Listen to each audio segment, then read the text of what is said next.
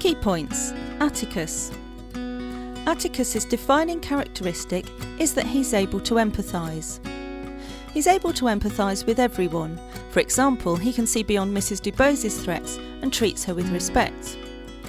Atticus realises that people often have reasons for their bad behaviour.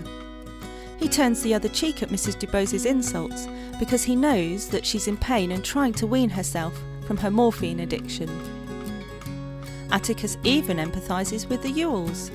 When Bob Ewell threatens him and spits in his face, he just turns the other cheek because he can understand that Ewell feels hard done by and humiliated after the trial.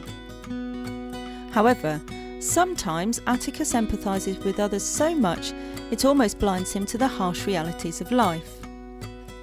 Atticus is so intent upon empathising with Mr Ewell that he doesn't take Ewell's threat seriously, and this could have had serious consequences for Scout and Jem.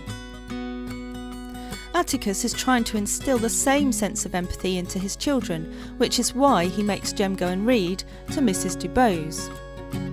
Not only is Atticus helping Mrs Dubose through her pain, he is also teaching Jem how to be a good person. He also teaches his children not to pester the Radley family. Atticus spends a lot of time relaxing with his children, reading the newspaper with Scout and kicking a ball around with Jem, showing that he is a good parent. Atticus is always honest with his children and talks to them as his equals. If they ask a question, he will always answer it without being patronising. He certainly never brushes their questions aside. Atticus treats Calpurnia with the utmost respect. This is something not everybody would understand, including Atticus's sister.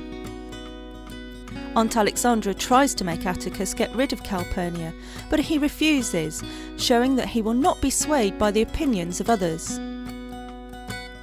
Judge Taylor chooses Atticus to defend Tom because he knows that Atticus will be able to stand up to all the attacks it will bring. Even when it seems like almost everyone in Maycomb thinks Atticus should throw the trial, he shows he is tenacious enough to continue with the case and defend Tom to the best of his abilities. Atticus is not entirely without support during the trial. Naturally, the black community respect him enormously for defending Tom properly. Atticus also has the support of Miss Maudie, Link Deas and Sheriff Tate, showing that not everyone was racist. A good saying to bear in mind regarding Atticus is still waters run deep. He is calm and tranquil on the surface, but this is because he is often deep in thought. Atticus is always reluctant to show off his talents. When he shoots the rabid dog, he reveals that he's an excellent shot. This amazes his children as they've never seen him shoot anything. In fact, they think he's a bit past it compared to the other fathers in the neighbourhood. He hides this talent because he's so good at shooting, he stopped because it just wasn't fair. Nothing could stand a chance against him.